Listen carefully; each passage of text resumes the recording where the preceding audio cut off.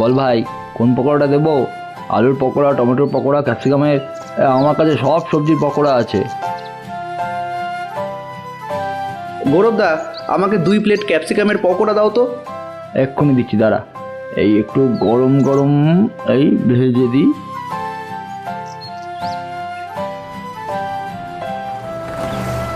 গৌরবদা, আমাকে 1 প্লেট বাঁধাকপির পকোড়া দাও। বিকেল হলেই মনটা শুধু পকোড়া পকোড়া করে।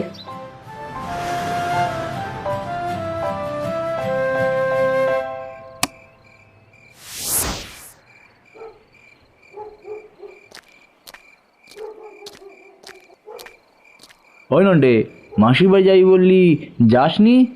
হ্যাঁ, মাসির বাড়ি থেকেই তো ফিরছি। ও, এই ভালোই হলো তোমার সাথে দেখা হয়ে। তোমার ক্যাপসিকামের পকোড়া আমার মাসির ছেলে সুবীরের খুব পছন্দ হয়েছে। কালকে সন্ধ্যেতেও আরও কিছু পকোড়া নিয়ে যেতে বলেছে। কাল দোকান বন্ধ থাকবে, আমি একটু শ্বশুর বাড়ি যাবো। অনেক দূর তো, তাই ফিরতে রাত হবে। তুই বরং পরশু সন্ধ্যাতে আয়, বুঝলি? আচ্ছা ঠিক আছে গৌরবদা।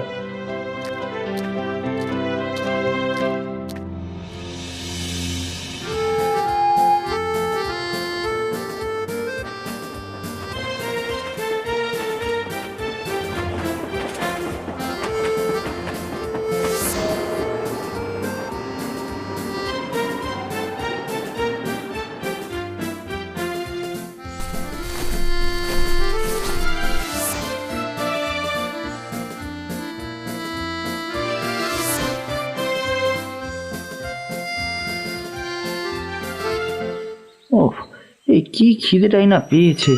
এখনো তো অনেকটাই পথ যেতে হবে। আগে কিছু একটু খেয়েই নি। বাঁশের পকোড়া বিক্রি করছেন উনি? এই আবার কেমন পকোড়া? ওই একটু খেয়ে দেখি তো, যাই।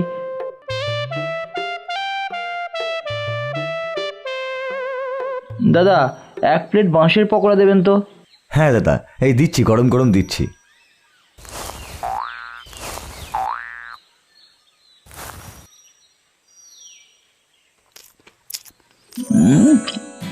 বাহ, বাহ বাবা, অসাধারণ খেতে তো। দাদা, দাদা, এই একটা কথা জিজ্ঞাসা করবো? হ্যাঁ বলুন না। এই এমন বাঁশের পকোড়া কিন্তু আমি আগে কখনো খাইনি। এই কিভাবে বানান তা কি, মানে যদি বলা যায় আর কি। তা না বলার কিছু নেই, তবে আপনাকে ঠিক চিনলাম না। আগে কখনো দেখেছি বলে মনেও হচ্ছে না। আসলে না, আমাদের গ্রামের প্রায় সব মানুষজনকেই কম বেশি চিনি আর কি, তাই আপনার মুখটা অচেনা দেখাচ্ছে। আসলে দাদা, আমার বাড়ি এখানে না, এখানে আমার শ্বশুর বাড়ি। আমার বাড়ি কাকদ্বীপে। ও আচ্ছা আচ্ছা, আসলে এই পকোড়াগুলো হলো কচি বাঁশের পকোড়া। বাঁশ ঝাড়ে যখন একেবারে সদ্য বাঁশ জন্মায়, তখন একটা পদ্ধতি মেনে তুলে এনে বাকি সবজি যেভাবে পকোড়ায় ভাজা হয় সেভাবেই ভাজি। ও আচ্ছা আচ্ছা, বুঝলাম।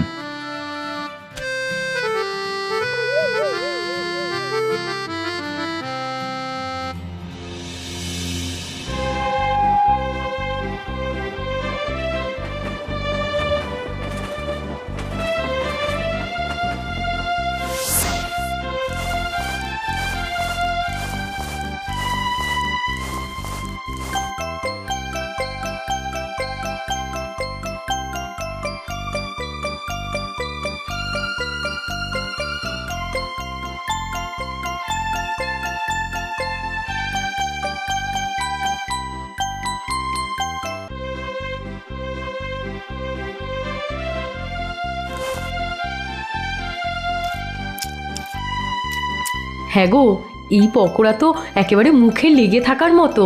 তুমি আজ থেকেই ভাজতে শুরু করো। ভাজবো বলি তো ট্রায়াল দিলাম গো।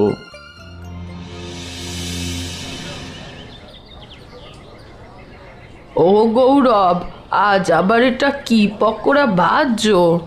এই দেখো কাকিমা, বাঁশের পকোড়া। বাঁশের? শুনেছি লোকে তো আছলা বাঁশ দেয়, তা তুমি আবার ভেজে দিচ্ছ? আরে খেয়ে দেখো তো কাকিমা, হ্যাঁ, স্বাদ ভুলতে পারবে না।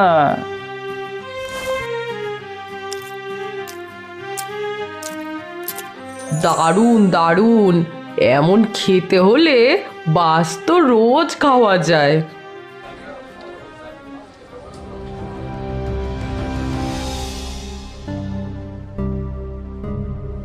বিক্রি তো হচ্ছে, কিন্তু লাভ কি হচ্ছে? হবেই বা কি করে?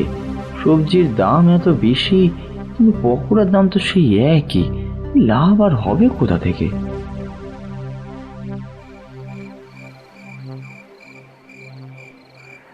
এই নাও তোমার পছন্দের নলেন গুড়ের সন্দেশ। হুম, এই কে নিয়ে এলো? গণেশ বিক্রি করতে এসেছিল। নলেন গুড়ের সন্দেশ? এই বাবা, শুনে মনটা খুশিতে ভরে গেল। বেশি করে নিয়েছো তো? দাম তো একেবারে ডবল করে দিয়েছে। 200 টাকার কেজি এখন 400 টাকা কেজি করে দিয়েছে। বেশি আর খেতে হবে না। সে কি গো, এত বেশি দাম? তবে আর বলছি কি, ওই লাভ করে করেই তো এবার সাইকেলের জায়গায় বাইকে করে সন্দেশ বিক্রি করতে এসেছিল। হ্যাঁ, সে কি গো? আমিও কাল থেকে যদি পকোড়ার দাম ডবল করে বিক্রি করি, তাহলে কেমন হবে বলো তো? তবে আর কি, অত বেশি দামে বিক্রি করতে থাকলে কেউ আর নেবে না। বেশি লোভ ভালো না। কেন? ওই তো গণেশ দাম বাড়ি বিক্রি করছে, তার যদি সেল হয় তবে আমার কেন হবে না? হ্যাঁ, ওই সন্দেশ এখানে কেউ বানাতে পারে না, তাই লোকে কেনে। এখানে তো কেউ বাঁশের পকোড়া ভাজেনি।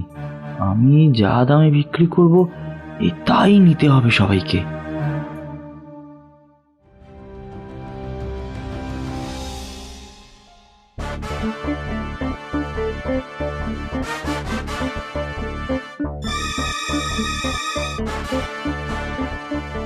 এই দেখ নইটা দেখ, একটু জনপ্রিয়তা হতেই ওর বাঁশের পকোড়ার দাম রেখে দিল 40 টাকা, দুগুণ বাড়িয়ে দিল। যা বলেছিস, এখন আর তো খাওয়াই যাবে না। এই গৌরবদা, এত দাম বাড়ালে লোকে তো আর তোমার থেকে পকোড়া বেশি কিনবে না। ওই ছাড় তো, যার টাকা আছে সে ঠিকই কিনবে। আমি কি সারা জীবন গরিব থাকবো নাকি? তো কি তোকে পকোড়া দেবো? না থাক গৌরবদা, আজ আমি টাকা আনিনি।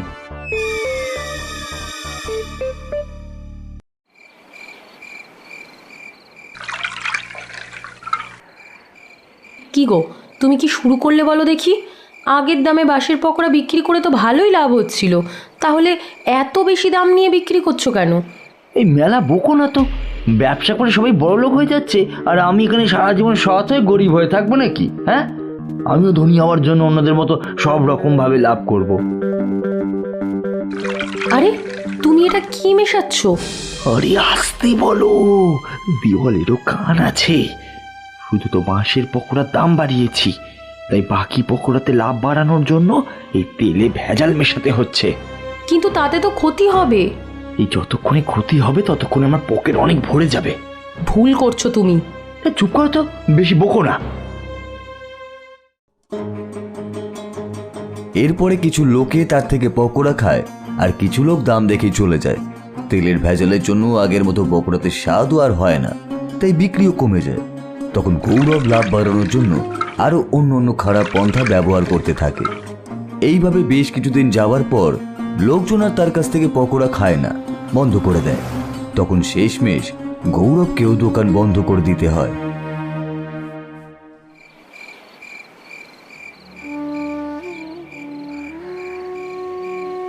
গৌরবদা, বলেছিলাম তো এত দাম বাড়িও না।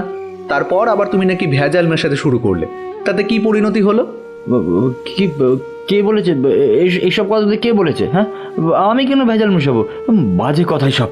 কাউকে বলতে হবে না গো গৌরবদা, আমরা তোমার দোকানের পকোড়া সেই প্রথম থেকে খেয়ে আসছি।